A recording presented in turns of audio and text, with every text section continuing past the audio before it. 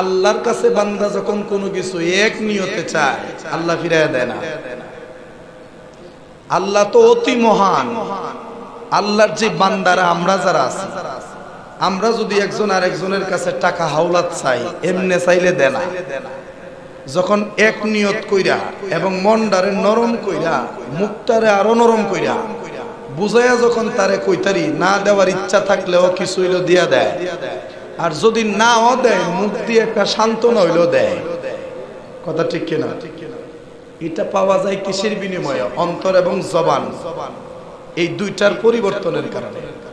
আর ধরেন আমি একজনের কাছে টাকা ছিলাম, ভাই আমার তো 10,000 টাকা লাগবে, দেলেন একবার তুই আমার দ্বারা কি দিসলে টিয়া জমা চাইতেছ বোঝাতে পাও না টিয়াটা। আর যদি বলি ভাই আসলে আমার অন্তরের খবর তো আল্লাহ জানেন, আমি বড় বিপদের মধ্যে পড়ে গেছি ভাই, আমি আপনারা শিখাই দিতেছি কেমনে আওলাদ লওয়া যাবে, চিনি লয় আর দিয়েন না জিন্দিগিতে। আমার তো আপনারা বালা টেকনিক জানেন, বিশেষ করে হুজুররার কাছে যদি বালা কইরা কেউ বুঝাইয়া কইতারে এই লোক তো জিন্দিগিতে ফিরাই দিত না। ফিসা বগলতের দ্বারা গিয়া যদি কেউ আওলাদ চায়, ফিসা বগল তো জিন্দিগিতে ফিরাই দিত না, ইজ্জতের দিকে ছায়া।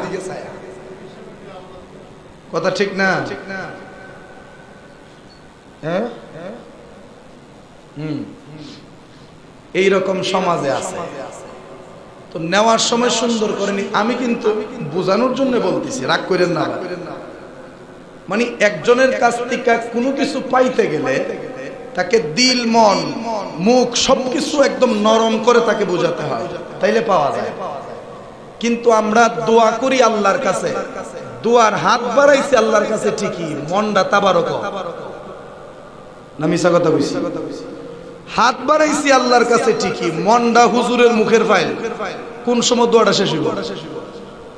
হাত বাড়াইছি আল্লাহর কাছে, দোয়ার মধ্যে হুজুরে কবার একটা কথা কইছে, একবারের জায়গা 3বার কইছে কিনা এডি ফলো করি।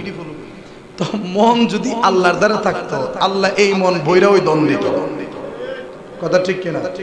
মনটা তাই আমরা দুনিয়াতে এই জন্য চিল্লায়া ফাল্লায়া লাফালাফি কইরাও আমাগার ফায়দা হাসিল করতে পারি না।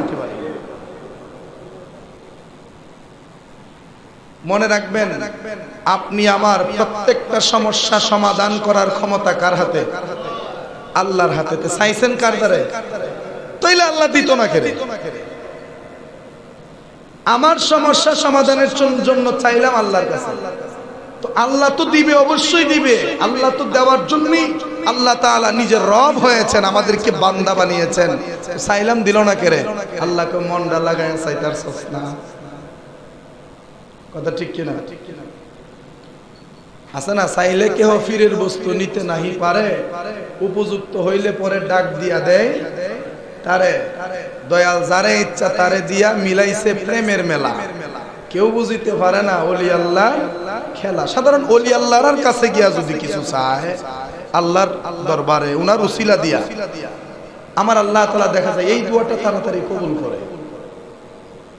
কারণ মানুষ তখনই ওলি আল্লাহর দ্বারস্থ হয় যখন মানুষ কঠিন বিপদে পড়ে।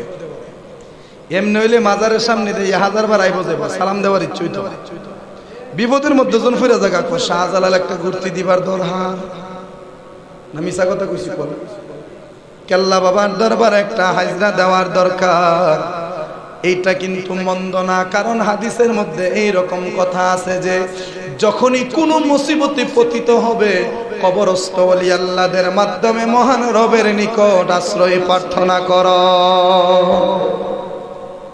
আমাদের কি শিখাই দেওয়া হয়েছে, মুসিবতে বললে তাদের দ্বারস্থ হও, তাদের উসিলা দিয়া চাও, দোয়া কবুল হবে।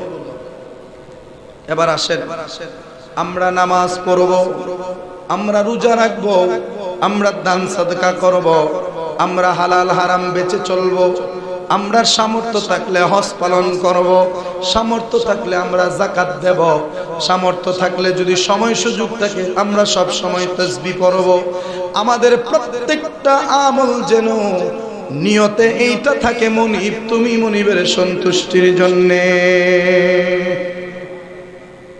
দেখেন নিয়তের যে কত বরকত। আচ্ছা বলেন, মসজিদের যে দরজাগুলি রাখা হয়েছে, এই দরজাগুলি রাখার পিছনে কারণ কি? ঘরে ঢুকতাম, গড়তে আপনি ঘর বানাইছেন, আমি ঘর বানাইছি, তো এই ঘরে দরজা জানালা আছে না নাই? এই ওয়াজ কইরা আমি এক জায়গায় বাধার সম্মুখীন হইছি, আমার একবার বাধা হইতে লাইছে সরাসরি কই তখন ওয়াজ। আমি কই মিয়া, ঈমান যদি অন্তরে থাকে, ঈমান নামক দৌলত যদি থাকে, মুমিন হওয়ার আশা যদি করো, তাহলে এই আমলটা তোমাকে করতে হবে। পরে কইলাম আমারতে যদি আপনি বেশি বুঝেন তাহলে আয়েন আয়েন আমার জায়গাতে আয়েন, আমি আপনার জায়গা দিয়ে বই করেন ওয়াজ, আমি উনি কথা ঠিক কিনা? আর যদি বালা না লাগে উঠা যান, ভাল লাগলে শুনেন, বুঝে না পড়লে পরে জিগে কথা ঠিক কিনা? তো দরজা রাখছি ঘরে ঢোকার জন্য, বের হওয়ার জন্য, ফাঁকে ফাঁকে বাতাস ঢুকবে, জানালা দিয়া বাতাস বের হবে, জানালা দিয়া বাতাস ঢুকবে, এইরকম নিয়তিত্ব করছি নাকি? আলো বাতাস ঢুকবে। কিন্তু একজন ইমানদার যদি তার নিজের ঘরের দরজাটা লাগানোর সময় বলে আল্লাহ লাগাইতাছি ঢুকবার লাগিয়া বাড়িবার লাগিয়া, কিন্তু আল্লাহ এইটাও আমি লাগাইতাছি তুমি মনিবরে খুশি করার লাগিয়া, সুবহানাল্লাহ বলেন না? ওই যে আজকের খুতবাতে ওই রকম একটা হাদিস আছে, দেখেন আমি পরবর্তীতে শোনায় দেব হাদিসটা, যে তুমি মনিবের সন্তুষ্টির জন্য এটা করতেছি, তো আমার নিয়তটা যদি ওইটা থাকে তাহলে আমার নিয়তটা শুদ্ধ রয়ে গেল, পাশাপাশি আমি যেই কারণে দরজা বানাইছি কাম হয়ে গেল, কথা ঠিক কিনা? আচ্ছা দরজা কি কেউ বানা ঘর বই থাকবার লাগিয়া? বাইর হওয়ার জন্যই তো বানাই, ঢুকার জন্যই তো বানাই, তো এটা তো আর বলা লাগে না। কিন্তু এটার ফাঁকি দিয়ে যদি আমি আল্লাহকে এখানে শামিল রাখি, তাহলে আল্লাহও খুশি হইল, আমার কাজও হাসিল হইল, কথা ঠিক কিনা? এত সহজভাবে বলার পরেও যদি না বুঝে, তাইলে আমাদের আর কিছু করার নাই। মনে রাখবেন, আপনি যদি নিয়তটাকে পরিশুদ্ধ করে নিঃস্বার্থভাবে আপনার পরিবারের মুখে খাবার তুলে দেন, এই খাবার তুলে দেওয়াটাও ইবাদতের সমতুল্য। সকাল থেকে সন্ধ্যা পর্যন্ত গাধার মতো মেহনত করেন, গাধার মতো পরিশ্রম করে নিজের জীবনটাকে অল্প বয়সে কি করে ফেলছেন, মানে বৃদ্ধ বানায় ফেলছেন, দুর্বল হয়ে গেছেন। এইগুলা করতেছেন কিসের আশায়, কিসের নেশায়, কিসের উদ্দেশ্যে? আল্লাহ কয় যদি পরিবারের দায়িত্ব, পরিবারের ভরণ পোষণ ঠিকঠাক ভাবে তুমি দিতে পারো, এবং আমি আল্লাহর হুকুমের তাবেদারি যদি তুমি করতে পারো, মানে নামাজটাও যদি পড়তে পারো, আমি আল্লাহর হুকুমগুলিও যদি মাইনা চলতে পারো, তাহলে তোমার সংসারের যদ্দূর সময় কাটবে, এই সময়টাও ইবাদতের খাতায় উঠানো হবে। তার মানে সংসারের ঘানি টানাটাও ইবাদত। অহন কইন যে সংসারের বোঝা টানতাছি, তার নামাজ পড়ে কি থাকবে, বিটা যখন ইবাদত হই। শর্ত হইল আল্লাহর হুকুমের তাবেদার হতে হবে। আল্লাহর প্রত্যেকটা হুকুম, নামাজ, রোজা, তাসবিহ, তাহলিল, জিকির, আজকার, হালাল হারাম সব বাচ্চা চললা যদি আপনি চলতে পারেন, এরপরে সংসারে যে সময়টা যাবে এটা ইবাদতের সময়। এর আগে মেহনতি করে গেল। দেখেন এই ব্যাপারে আমার আল্লাহ কুরআনুল কারীমের সূরা নিসার 146 নম্বর আয়াতে আল্লাহ বলেন, ইল্লাল্লাযীনা তাবু ওয়া আসলাহু ওয়া আতাসিমু বিল্লাহি ওয়া আখলাসু দীনাহুম ফাউলাইকা মাআল মুমিনিনা ওয়া সাওফা ইউতিল্লাহুল মুমিনিনা আজরান আযীমা। আল্লাহ তাআলা বলেন ইল্লাল্লাযীনা তাবু, ওই সমস্ত লোক যারা তওবা করেছে, ওয়া আসলাহু, এবং সংশোধন হয়েছে। সুবহানাল্লাহ বলেন। এই যে এখানে একসাথে দুইটা কথা আসছে, একটু বুঝবেন, একটু আজকে কথা বলি বুঝের মাধ্যমে, একটু মনোযোগ দিবেন। আল্লাহ কয় ওই সমস্ত লোক যারা কি করলো, তওবা করলো, সাথে সাথে আল্লাহ কয় ওয়া আসলাহু, এবং সংশোধন হলো। তার মানে তওবার দ্বারা বান্দা কি হয়, সংশোধন হয়।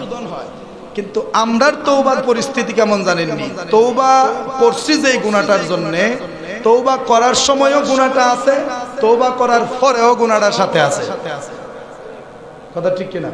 যেমন একটা কথার কথা ধরেন, কেউ একটা বদ স্বভাবের জন্য তওবা করলো, যে আল্লাহ আমি আর এটা করতাম না, তওবা করছি, কিছুদিন পরে আবার এটা ধরল, তাহলে তো তার সে আর সংশোধন হলো না।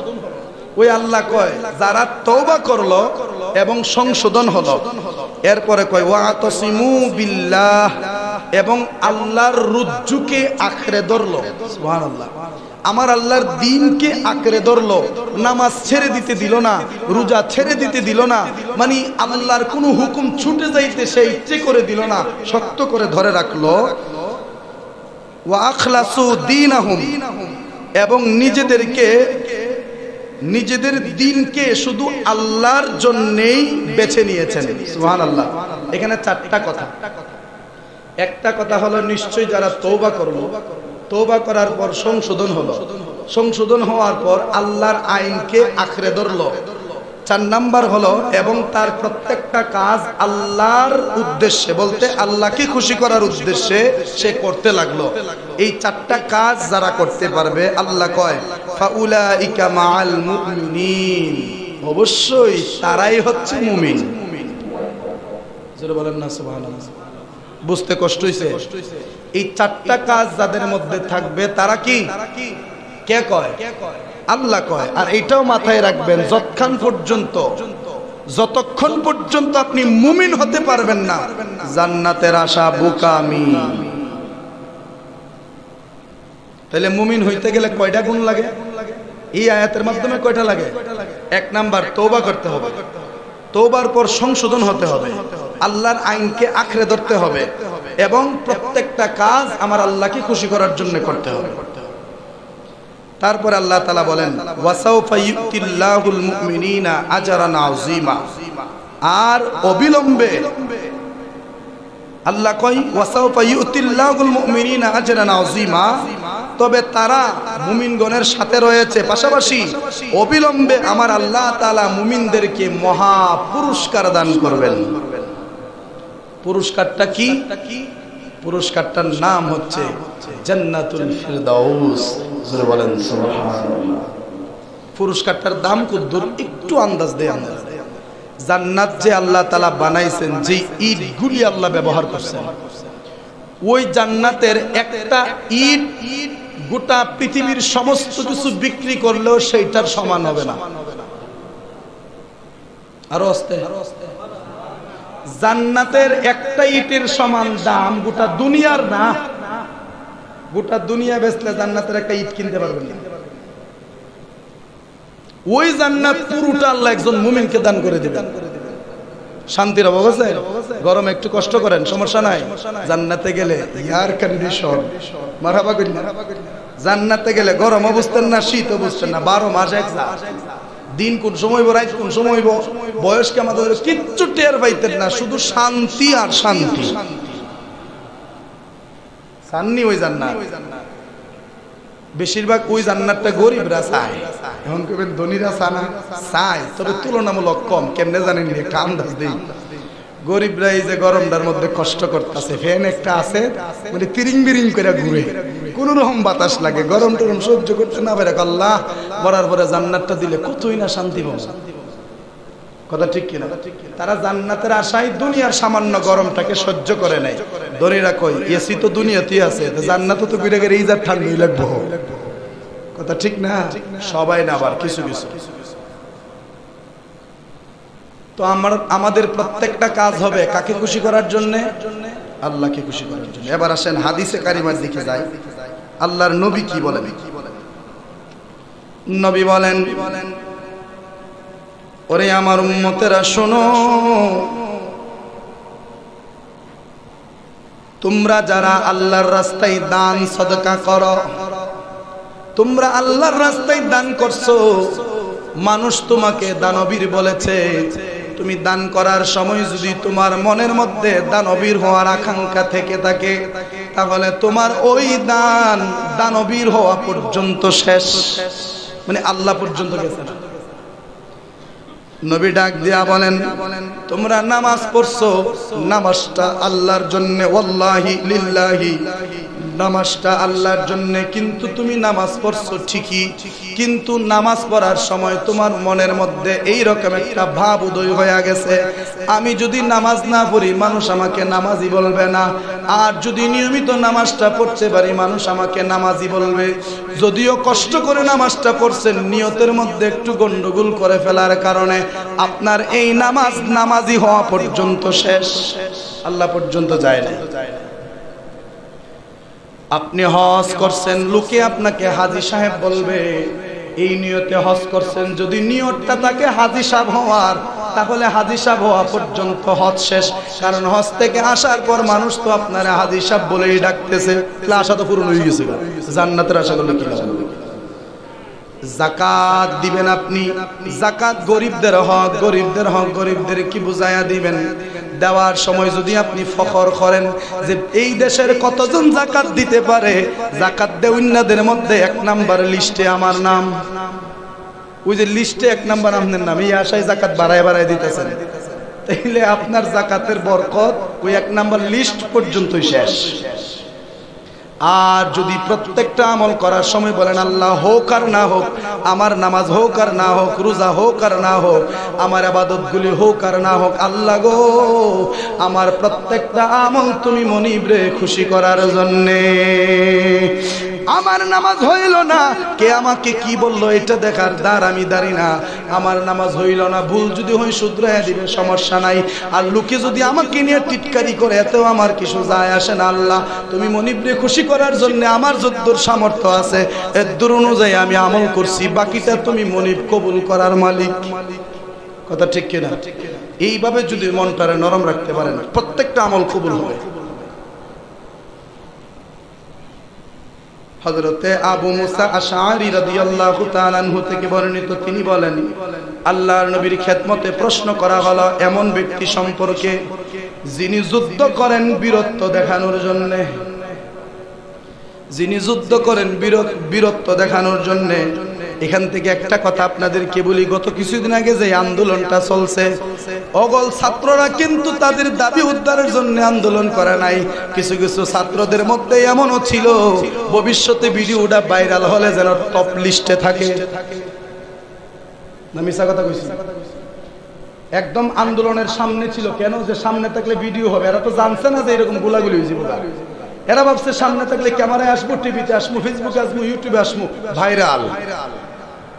এইরকম কিছু ছিল, কিন্তু দেখা গেল তারা আর দুনিয়াতেই থাকতে পারলো না, একদম ভাইরাল হয়ে পরপারেই চলে গেল। কিন্তু ছাত্ররা তাদের দাবি তো উদ্ধার করে ছাড়ছে। কথা ঠিক কিনা? যাই বলেন আপনি, দেশের সরকার হোক জনগণ হোক, জনগণ যদি সরকারের উপর জুলুম করে তাহলে আমরা সরকারের পক্ষে, আর যদি সরকার জনগণের উপরে জুলুম করে অবশ্যই আমরা জনগণের পক্ষে। কারণ মজলুমের পক্ষে থাকার কথা আল্লাহ বলছেন, জালিমের বিপক্ষে থাকার কথা আল্লাহ বলছেন। এটা হোক আমার দেশের সরকার, হোক মেম্বার, হোক চেয়ারম্যান, হোক আমার বাবা, হোক আমার রক্তের কেউ, জুলুম করলো তো আমি তার সাথে নাই। কথা ঠিক কিনা? রাগ করছেন? জুলুমকারীর সাথে আল্লাহ নাই, কারণ জুলুম অন্ধকার। আল্লাহ রসুল বলেন কাল কিয়ামতের ময়দানে জুলুম হবে অন্ধকারের মতো এবং তোমাদের হেদায়েত হবে নূরের মতো। এবার আসেন, ওই সাহাবী বলতেছেন যদি কোনো ব্যক্তি বীরত্ব দেখানোর জন্য যুদ্ধ করে, যিনি যুদ্ধ করেন আত্মরক্ষার উদ্দেশ্যে, যুদ্ধ করেন বীরত্ব দেখানোর উদ্দেশ্যে, যিনি যুদ্ধ করেন লোক দেখানোর উদ্দেশ্যে, কোন ব্যক্তির যুদ্ধ আল্লাহর সন্তুষ্টির জন্য হবে? দেখেন সাহাবী প্রশ্ন করছে 3টা। 1 নাম্বার, কেউ যদি যুদ্ধ করে বীরত্ব দেখানোর জন্য, কেউ যদি যুদ্ধ করে নিজেকে বাঁচানোর জন্য, আর কেউ যদি যুদ্ধ করে লোক দেখানোর জন্য। নবী গো, এই 3 যুদ্ধ করেন না ব্যক্তির মধ্যে কোন ব্যক্তির যুদ্ধটা আল্লাহর দরবারে কবুল হয়েছে? নবীজি ইরশাদ করলেন, যে ব্যক্তি আল্লাহর কালিমা তথা দ্বীনকে সমুন্নত রাখার উদ্দেশ্যে যুদ্ধ করে। সুবহানাল্লাহ বলেন না? তাইলে এই 3টার মধ্যে একটাও নাই। বীরত্ব দেখানোর জন্য যারা জিহাদ করে বাতিল, যদি আত্মরক্ষার উদ্দেশ্যে জিহাদ করে বাতিল, যদি সে কি করে লোক দেখানোর উদ্দেশ্যে জিহাদ করে সেটাও বাতিল। নবী কয় ওই ব্যক্তির জিহাদ আল্লাহর দরবারে কবুল হবে যে আল্লাহর কালেমা বলতে লা ইলাহা ইল্লাল্লাহ মুহাম্মাদুর রাসূলুল্লাহ সাল্লাল্লাহু আলাইহি ওয়াসাল্লাম, আল্লাহর দ্বীন ইসলামকে সমুন্নত রাখার জন্য, ইসলামকে জিন্দা রাখার জন্য যারা জিহাদ করে একমাত্র তাদের জিহাদে আল্লাহর দরবারে কবুল হবে। তো আমাদের জিহাদও কবুল হবে না যদি ওই জিহাদের মধ্যে লোক দেখানোর কোনো উদ্দেশ্য থাকে। এখান থেকে একটা ছোট্ট ঘটনা মনে পড়ছে, আমি আরো আগেও মনে কইছি ঘটনাটা, তো আজকের আলোচনার বাইরে বাইরে আইসা পড়ছে। 9-10 বইয়ে মাদ্রাসার দাখিলের 9-10 বইয়ের মধ্যে এই ঘটনাটা আমরা পড়ছি। আল লুগাতুল আরাবিয়াতুল ইত্তিসালিয়া এই কিতাবের মধ্যে, যেটা আরবি,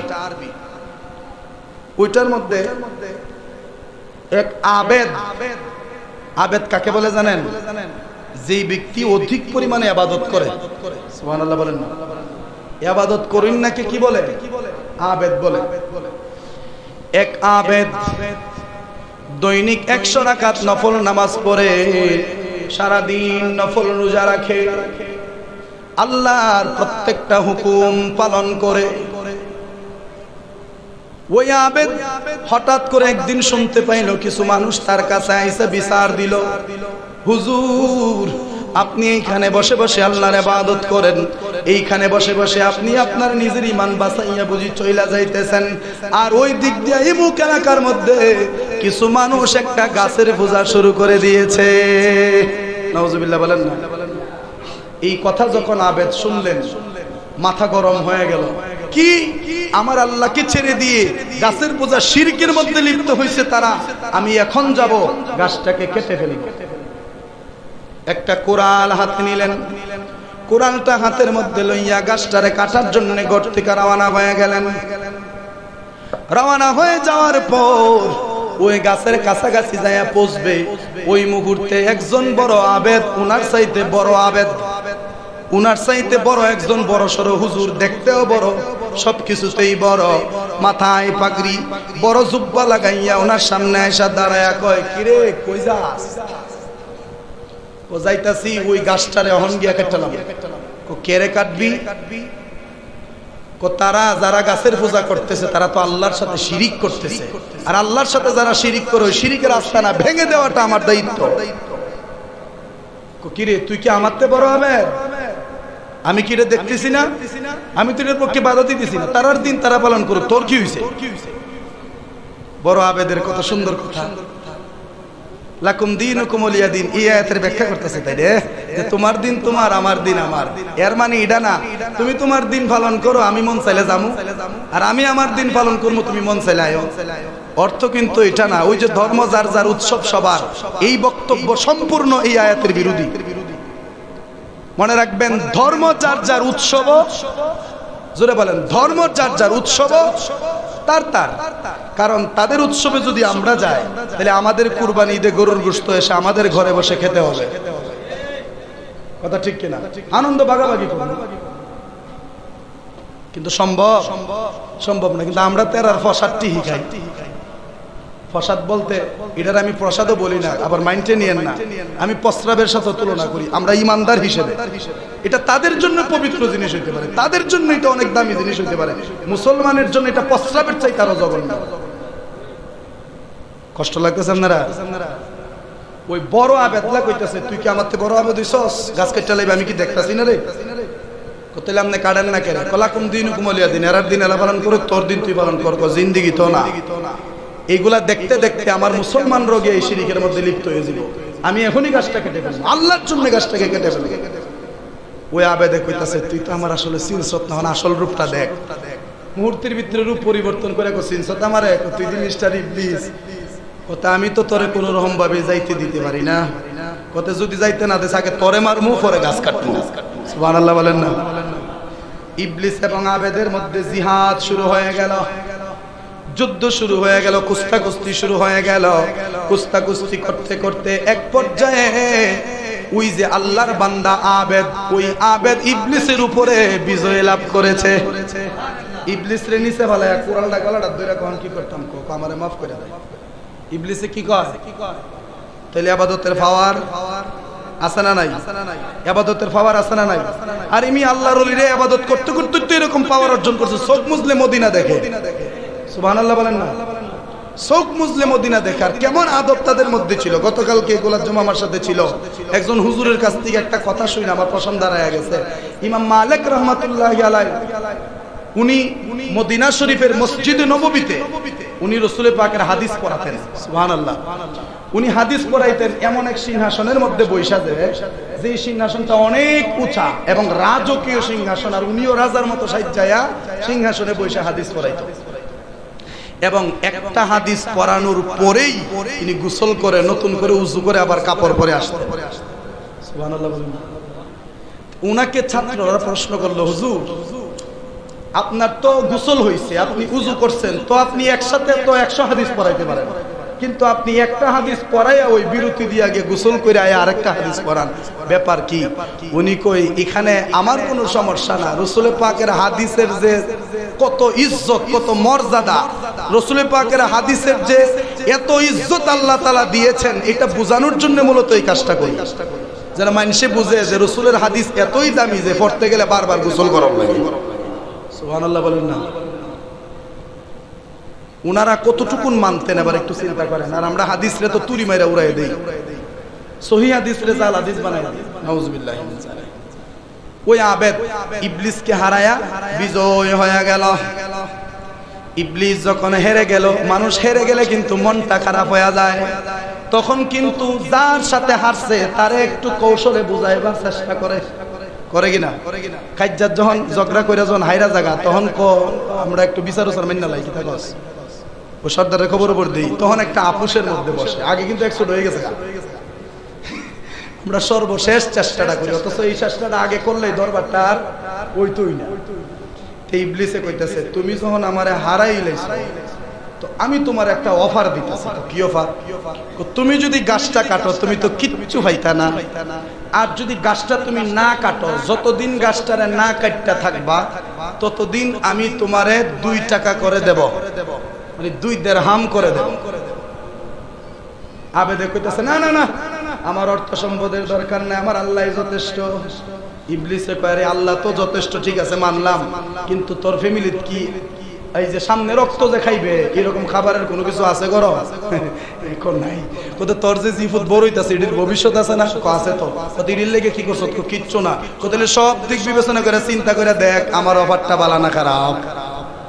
সব দিক বিবেচনা কইরা দেখে না ঠিকই আছে, আমার টাকার দরকার আছে।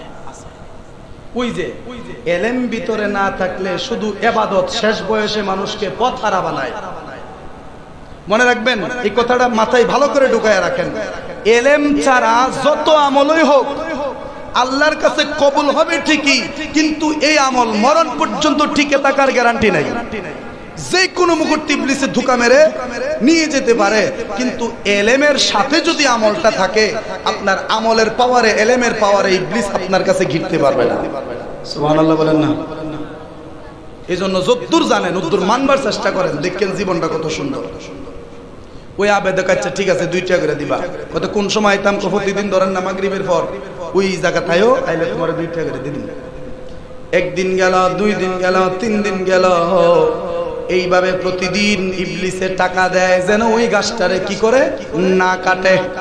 এইভাবে দিতে দিতে দিতে দিতে ধরেন না 1 মাস টাকা দিল। 1 মাস টাকা দেওয়ার পর এরপরে ইবলিসে টাকা দেওয়া বন্ধ করে দিল। ওই লোকটা টাকার জন্য গেল, ইবলিসে কই তোমারে কোনো টাকা দিতে পারবো না। আরেকদিন গেল, কো না তোমারে কোনো টাকা দিতে পারবো না। আরেকদিন গেল, কো না তোমারে কোনো টাকা দিতে পারবো না। ও টাকা যদি না ওই দিবা, গাছ কিন্তু এখন আর আমি রাখতাম না, এখনই কেটে ফেলবো। দৌড়াইয়া বাড়ি থেকে কোরালটা হাতের মধ্যে লইয়া দৌড়াইয়া যখন গাছ কাটতে চলে যাচ্ছে, ইবলিস আবার পথ আটকায়া কই, বেড়া হইলে আমার আগের মতো হারাইয়া গিয়া গাছ কাটো, দেখি সাহসটা তোমার দৌড়াইও। আবেদের সাথে আবার শয়তানের জিহাদ শুরু হয়ে গেল। ওই জিহাদের মধ্যে দেখা গেল আবেদ হেরে গেছে, কিন্তু ইবলিস জিতে গেছে। অথচ সেইম আবেদ গতবার জিহাদের সময় জিতছে, ইবলিস হারছে। আজকে ইবলিস জিতছে, আবেদ হারছে। তখন আবেদ যখন হেরে গেল, আবেদে ডাক দিয়া কয়, কি ব্যাপার ইবলিস? গতবার তো তুমি হেরে গিয়েছিলা, আজকে আমি হেরে গেলাম, ব্যাপারটা কি? ইবলিসে ডাক দিয়া কয়, আমি যে কদ্দুর মেইন, মানে ওই যে সিকুন্না বুদ্ধির জিনিস তুই তো আর জানোস না। আমার মাথার মধ্যে সবসময় এইরকম কিছুই ঘুরে। তোরে তো সোজা সোজা অফার দিলে তুই মানতে না, ঘুরাইয়া গাড়াইয়া তোরে জিদায় মিদায় অফারটা দিছি। আর শুন, তুই জিজ্জত কেড়ে জানস, ওই সময় তোর মধ্যে ইখলাস ছিল। সুবহানাল্লাহ বলেন না। ওই সময় তোর মধ্যে টাকার কোনো লোভ ছিল না, সম্পদের কোনো লোভ ছিল না, কোনো স্বার্থের জন্য গাছটারে কাটতে গেছিলে না, একমাত্র আল্লাহর স্বার্থে, আল্লাহর জন্য, আল্লাহরে খুশি করার জন্য, শিরক থেকে মানুষকে বাঁচানোর জন্য নিয়ত শুদ্ধ করে তুই গেছিলি গাছটা কাটতে। আমি বাধা দিছি, তুই আমার উপরে বিজয়ী হয়ে গেছস, তখন আমি তোরে অফার দিলাম, ওই যে আমার শয়তানি শুরু করে দিলাম, আমার শয়তানের সেই ধোঁকার মধ্যে তুই পড়ে গেছস, তখন তোর নিয়তটা আল্লাহর উপর থেকে সরে টাকার প্রতি চলে গেছে।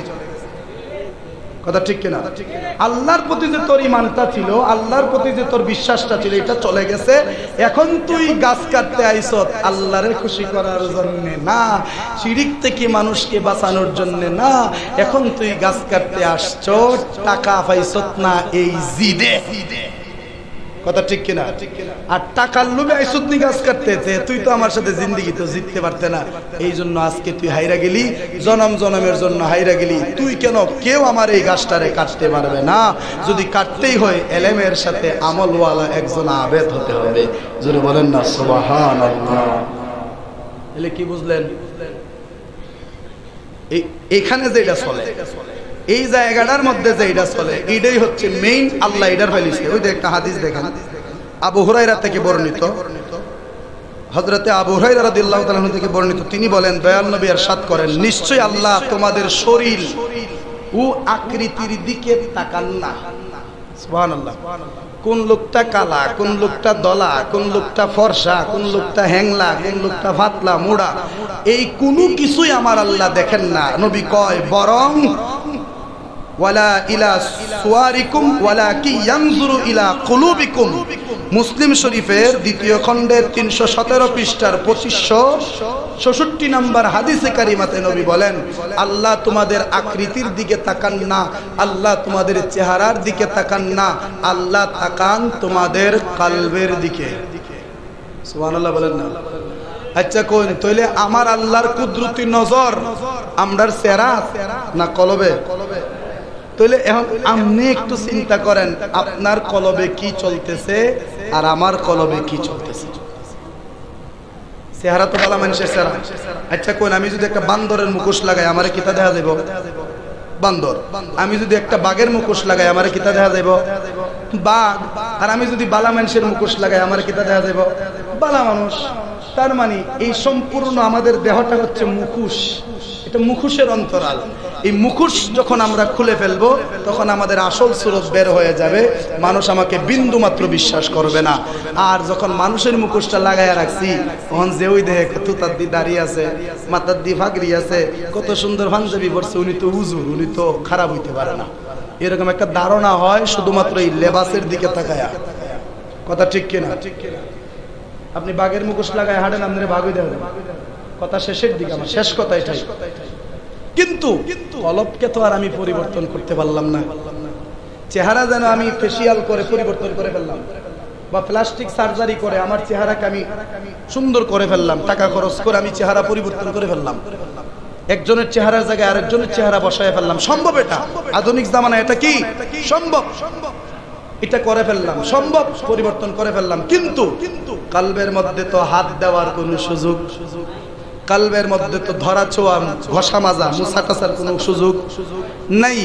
এই কলব যে আছে, এই কলবে যা চলছে, এইটার বিচারে আল্লাহর কাছে হবে। রাগ করছে? এইটার বিচারে আল্লাহর কাছে হবে।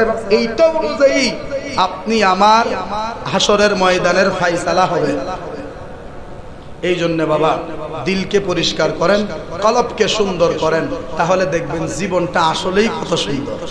সুবহানাল্লাহ বলেন না? অন্তরকে পরিশুদ্ধ করার মেডিসিন কি? রত জানবার দরকার 30 সেকেন্ডে মেডিসিনটার কত কয়ালাই। মেডিসিনটার নাম হচ্ছে জিকরুল্লাহ। সুবহানাল্লাহ বলেন না? মেডিসিনটার নাম কি? জিকরুল্লাহ। সেটা হচ্ছে আল্লাহর জিকির। আশ-শাইতানু জাসিমুন আলা কলবি ইবনে আদম ফাইযা যাকারাল্লাহা খানাসা ওয়া ইযা গাফালা ওয়াসওয়াসা। নবী কয়, শয়তান বনি আদম মানে আদম সন্তানের কলবের মধ্যে চেপে বসে থাকে, কলবের মুখটার মধ্যে চেপে বসে থাকে, সে নড়েও না সরেও না। যখন সে কি করে? জিকরুল্লাহ, আল্লাহর জিকির যখন করে, ইবলিসের জিকিরের ধাক্কা কলবে লাগে কিনা? আমাদের আল্লাহ বললে কলবে লাগে না? ইল্লাল্লাহ বললে তো কালবে লাগে, এই জিকিরের ধাক্কায় ইবলিস হাজার হাজার মাইল দূরে চলে যায়। ও ইজা গাফালা, আর যখন সে জিকির বন্ধ করে দেয়, ওয়াসওয়াসা, আবার শয়তান ওয়াসওয়াসা দিতে শুরু করে। তার মানে শয়তানকে যদি একবারে কলব থেকে বিতাড়িত করতে চান 24 ঘন্টা জিকিরের আমল করতে হবে। ওই জন্যই বলি কলব জারি করে ফেলেন, কারণ কলব যদি জারি হয়ে যায় ইবলিস কলবে বসার কোনো সুযোগ থাকে না। ওই অবস্থায় বান্দাটা মারা গেলে কনফার্ম জান্নাতি। জোরে বলেন না সুবহানাল্লাহ। আল্লাহ যেন আমাদের সবাইকে ইখলাসের সাথে দুনিয়ার জমিনে চলার তৌফিক দান করেন, সকলে পড়ি আমিন। আমার কথাবার্তায় কষ্ট পেয়ে থাকলে আল্লাহর রাস্তে ক্ষমা করবেন, আমার জন্য দোয়া করবেন। ওয়া আখিরি দাওয়ানা আলহামদুলিল্লাহি রাব্বিল আলামিন। আসসালামু আলাইকুম ওয়া রাহমাতুল্লাহি ওয়া বারাকাতুহু।